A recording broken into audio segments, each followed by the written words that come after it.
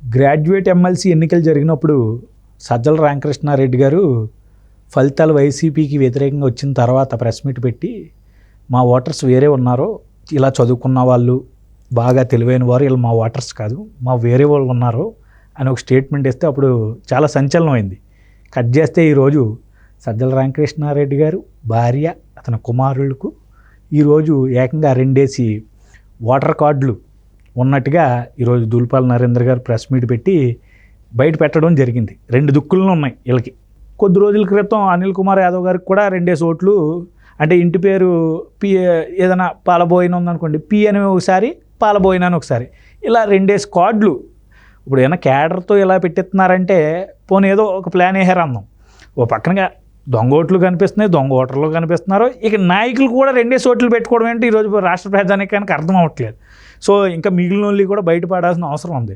ఏదైనప్పటికీ ఈరోజు ఆ యొక్క నాకైతే ఆ ఎన్నికలకు సంబంధించినటువంటి ఫైనలైజ్ అయినటువంటి ఏదైతే ఓటర్ లిస్ట్ ఉందో అందులో ఖచ్చితంగా ఈరోజు వైసీపీ వారు సగం పైగానే యాడింగ్స్ చేశారేమో అని నా ఫీలింగ్. మీరేమంటారు ఇప్పుడు ఈ ఓవరాల్ ప్రక్రియ మీద? ఇప్పుడు ఈ దొంగ ఓట్లు, ఇప్పుడు సజ్జల రామకృష్ణారెడ్డి గారు పొద్దున్న లేతే పతివ్రత పరవన్న కౌరులు అని చెప్తాడు కదా, మరి ఏం చెప్తాడు ఇప్పుడు? మళ్ళీ చూడాలి దీనికి. ఇక్కడ ఈ సజ్జల రామకృష్ణారెడ్డి గారు ఆయన ఆంధ్రప్రదేశ్ రాష్ట్ర సలహాదారుడు.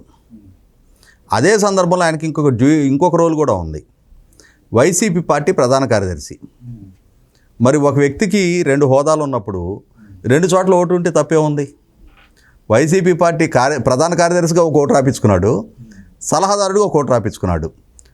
ఒకే నియోజకవర్గంలోనో ఒకే ఊళ్ళోనో కాదుగా, 2 వేరు నియోజకవర్గాల్లో.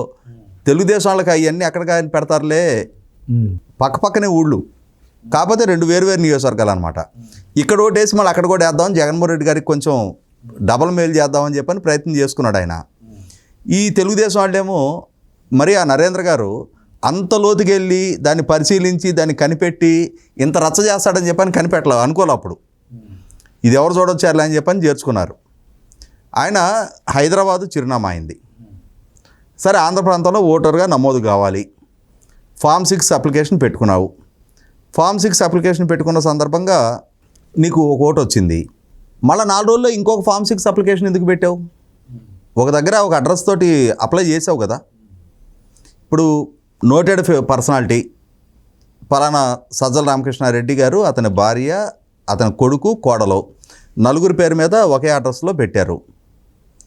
పెట్టిన తర్వాత ఆటోమేటిక్గా వీళ్ళు నోటెడ్ పర్సనాలిటీస్ కాబట్టి పెద్ద హెసిటేషన్ లేకుండానే అధికారులు వాళ్ళ ఓటు ఇచ్చేస్తారు. అది తెలుసుండి మళ్ళీ ఇంకొక ఫామ్ 6 ఎందుకు పెట్టావు? అంటే నీకు తెలియకుండానే నీ పేరు మీద అప్లికేషన్ వేరే వాళ్ళు పెట్టగలుగుతారా?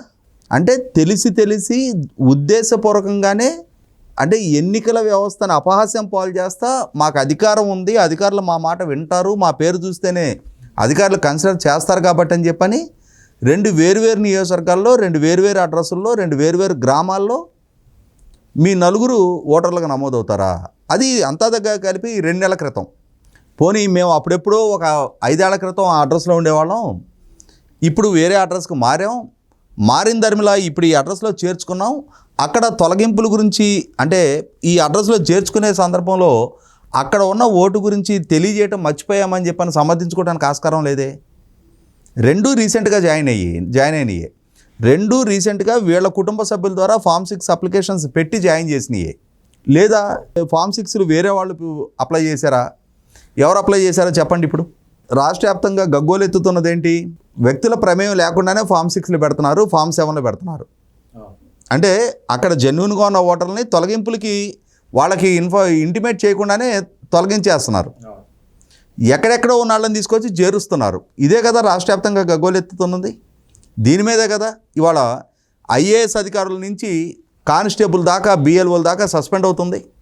ఇంకా నిస్సిగ్గుగా ఈ స్థాయి హోదాల్లో ఉన్నాళ్ళు వీళ్ళు కూడా ఇదే చర్యలకు పాల్పడుతుంటే వీళ్ళు సమాజానికి ఏం చెప్తారు రేపటి రోజున? ఇప్పుడు ఏ విధంగా సమర్థించుకుంటారు?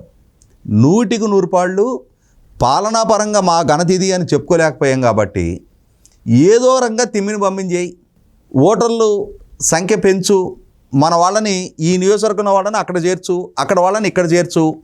ఇక్కడ ఏమవుద్దంటే ఇప్పుడు అంటే బయట నుంచి చూసే జనాలకి పొన్నూరు నియోజకవర్గం, మంగళగిరి నియోజకవర్గం అంటే ఇప్పుడు అక్కడ జియోగ్రఫికల్గా ఆ 2 నియోజకవర్గాలు ఎక్కడెక్కడ ఉంటాయి అనేది అవగాహన లేని వాళ్ళకి రెండు నియోజకవర్గాల్లో కదా అనిపిస్తుంది. కానీ నాగార్జున యూనివర్సిటీకి వెనకే ఉంటుంది నంబూరు గ్రామం. ఇప్పుడు ఈయన నాగార్జున యూనివర్సిటీ ఎదురుగా రెయిన్ట్రీ విల్లాస్లో ఉంటున్నాడు.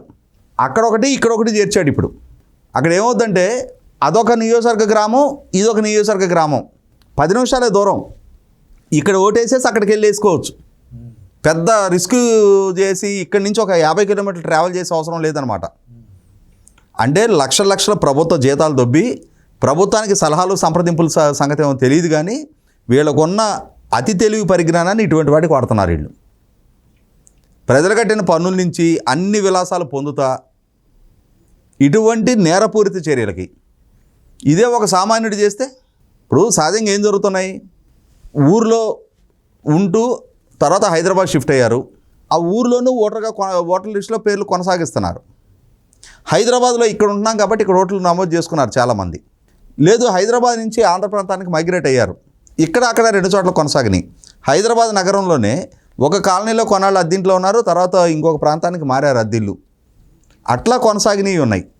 కానీ స్వతహాగా అప్లికేషన్ పెట్టి చేరారు అంటే ఉద్దేశపూర్వకంగా తప్పుడు విధానాన్ని అనుసరించి ఓటర్లుగా నమోదయ్యారు. ఉద్దేశపూర్వకంగా చేసిన తప్పది, దాని నుంచి తప్పించుకోవడానికి ఆస్కారం లేదు. ఖచ్చితంగా నేర స్వభావంతో చేసిందే.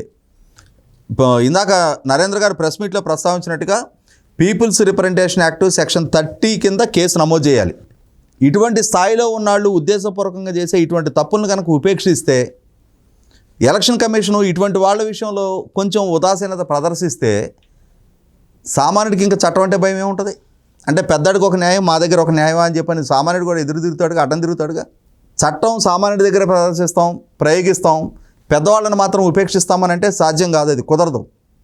ఖచ్చితంగా నేర స్వభావంతో తప్పు చేసిన ఎవరినైనా సరే శిక్షించాల్సిందే. ఇటువంటి వ్యక్తుల్ని అసలు మొట్టమొదటి ప్రజా జీవితంలో కొనసాగనివ్వకూడదు. అతను ప్రభుత్వం నుంచి జీతం తీసుకుంటున్న ఉద్యోగి, సలహాదారుడు అయితే అయ్యాడేమో, నెల జీతం తీసుకుంటున్నాడు కదా, ప్రజలు కట్టిన పన్ను నుంచి లక్షల జీతం తీసుకుంటా ఇటువంటి నేరాలకు పాల్పడుతున్నప్పుడు ఒక్క క్షణం కూడా పదవిలో కొనసాగనివ్వకూడదు.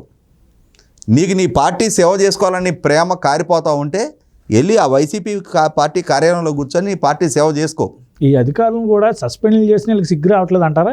ఇంకా 100% ఇక్కడ అంటే జరుగుతున్నది ఏంటంటే, ఆ గ్రామంలో అప్లికేషన్ ఇచ్చారు, వీళ్ళు నోటెడ్ పర్సనాలిటీ కాబట్టి ఆ గ్రామస్తులు వీళ్ళని కన్సిడరేషన్లో తీసుకొని అక్కడ ఉన్న బిఎల్ఓలు వీళ్ళకి ఓటు ఇచ్చేస్తారు.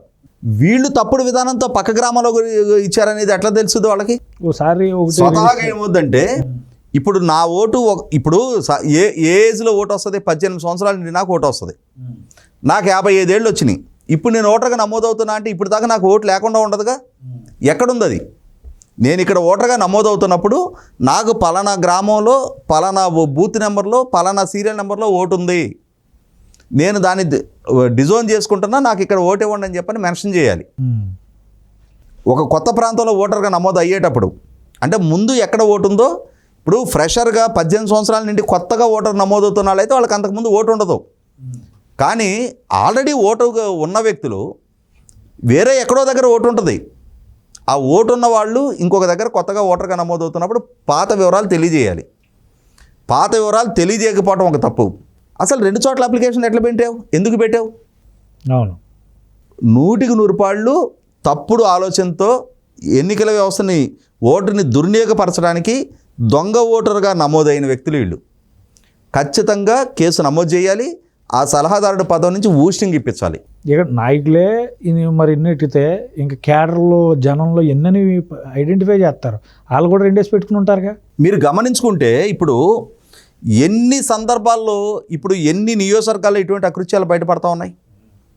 నిన్న కళ్యాణదుర్గం నియోజకవర్గంలో 300 దొంగ ఓట్లని సాక్ష్యాధారాలతో పట్టుకొని ఆర్డీఓ గారికి అక్కడ స్థానిక నాయకులు వెళ్ళి కంప్లైంట్ చేయడం జరిగింది.